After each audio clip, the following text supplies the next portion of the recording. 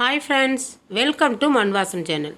இன்றைக்கி நம்ம சேனலில் பார்க்க போகிற ரெசிபி ஒரு சூப்பரான வெயிலுக்கு ஏற்ற ஒரு ட்ரிங்க் தாங்க. எல்லா பழத்தையும் வச்சு நம்ம செய்யலாங்க. இப்போ பார்த்திங்கன்னா ஆலுவேரா எடுத்திருக்கேன், ட்ராகன் ஃப்ரூட் எடுத்திருக்கேன், ஒரு பேரிக்காய், மாம்பழம், கிவி ஃப்ரூட்ஸ் ஒன்று எடுத்துருக்குறேங்க நான். இப்போ இது எல்லாத்தையும் தோல் எடுத்துகிட்டு கட் பண்ணி எடுத்துக்கலாம். ஆலுவேரா வந்து ரொம்ப உடம்புக்கு நல்லதுங்க. இதுலேயும் வெயிலில் ரொம்ப கூலிங்காக இருக்கும். இந்த மாதிரி நம்ம செய்கிற கூல்ட்ரிங்க்ஸில் கலந்து சாப்பிடும்போது உடம்புக்கு நல்லா ஹெல்த்தியாக இருக்குங்க.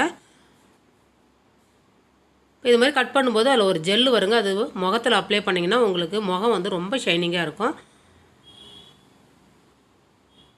தலையில் கூட நீங்கள் தலை குளிச்சுட்டு அதுக்கப்புறம் அந்த ஜெல்லை வந்து தடவுனீங்கன்னா நல்லா உங்களுக்கு சாஃப்டான ஹேர் கிடைக்குங்க. இப்போ உள்ளே இருக்கிற நம்ம சதைப்பகுதி மட்டும் நம்ம எடுத்துக்கலாம். இதுமாதிரி கட் பண்ணிட்டு எடுக்கும்போது ஈஸியாக எடுத்துடலாங்க.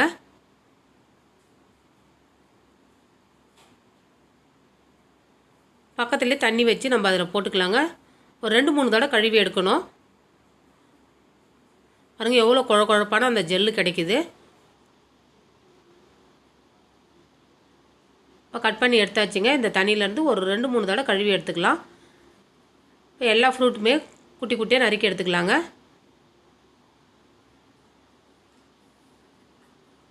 இப்போ கடைகள்லாம் போய்ட்டு கூல்ட்ரிங்க்ஸ் குடிப்போங்க. அது வந்து உடம்புக்கு நல்லது கிடையாது. இது மாதிரி பழங்களில் வாங்கின்னு வந்து வீட்டிலே குழந்தைங்களுக்கும் சரி, பெரியவங்களுக்கும் சரி, நம்மளும் சரி இந்த மாதிரி செஞ்சு சாப்பிடும்போது நல்லா சூப்பராக இருக்கும், ஹெல்த்தியாகவும் இருக்கும். இந்த பழம் மட்டும்தான் போடணுன்றது இல்லைங்க. எல்லா பழமுமே சேர்க்கலாம். ஆப்பிள் சேர்க்கலாம், திராட்சை சேர்க்கலாங்க. இது மாதிரி நம்ம கையில் கிடைக்குது, அந்த எந்த பழங்கள் கிடைக்குதோ அந்த பழத்தை வச்சு இந்த ரெசிபி செய்யலாங்க.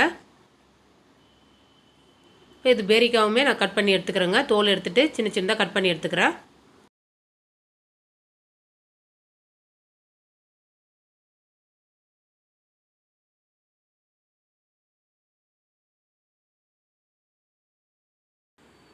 இதே மாதிரி அந்த கிவி ஃப்ரூட்டையும் குட்டி குட்டியாக தோல் எடுத்துகிட்டு கட் பண்ணிக்கோங்க.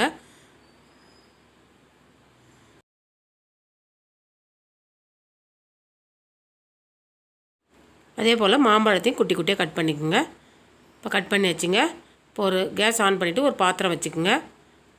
ஒரு 1/2 லிட்டர் தண்ணி ஊற்றிக்குங்க. இனிப்பு பார்த்திங்கன்னா இப்போ 200 கிராம் சர்க்கரை சேர்க்குறேன். நீங்கள் இனிப்புக்கு அதிகமாக தேவைன்னா கொஞ்சம் கூடுதலாகவே சர்க்கரை சேர்த்துக்குங்க.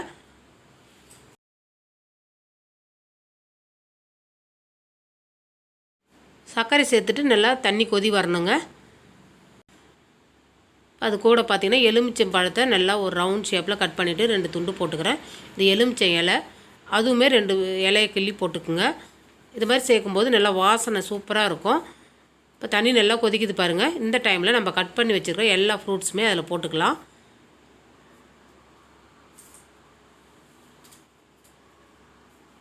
இந்த சர்க்கரை தண்ணியிலே நல்லா வேகணுங்க. பழங்கள் எல்லாமே வேக விடணும். இந்த டைமில் ஒரு 1/2 எலுமிச்சம் பழத்தை ஜூஸ் புழிஞ்சு விட்டுக்கலாங்க.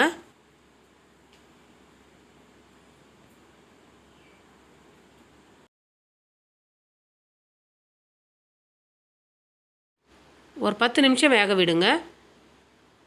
கொஞ்சம் நம்ம ஊற்றின தண்ணி கொஞ்சம் சுருண்டு வரும். இப்போ அந்த எலுமிச்சம் பழத்தையும் அந்த எலுமிச்சை இலையும் எடுத்துடலாங்க. நம்ம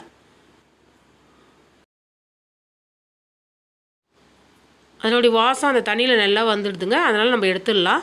அந்த பழங்கள் பார்த்திங்கன்னா ஒரு 1/2 வேக்காடு வெந்ததும் நம்ம ஆலுவேராவை சேர்த்துக்கலாங்க. அதையும் சேர்த்து நல்லா வேக விடுங்க. சர்க்கரை பாகில் வேக வைக்கிறதுனால மாம்பழம்லாம் கரையில் பாருங்கள். இது தண்ணியாக இருந்தால் கரைஞ்சிட்டு இருக்கும்.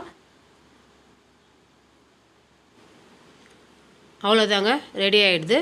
இப்போ பார்த்திங்கன்னா நீங்கள் சுடவும் சாப்பிட்லாம், அப்படி இல்லைனா ஆற வச்சு ஜில்லுன்னு ஃப்ரிட்ஜில் வச்சு சாப்பிட்லாங்க. சூப்பரான ஹெல்த்தி ட்ரிங்க் ரெடி ஆகிடுச்சு. இந்த ரெசிபி பிடிச்சிருந்ததுன்னா மண் வாசம் சேனல் லைக் பண்ணுங்கள், ஷேர் பண்ணுங்கள், கமெண்ட் பண்ணுங்கள், சப்ஸ்கிரைப் பண்ணுங்கள். தேங்க்யூ.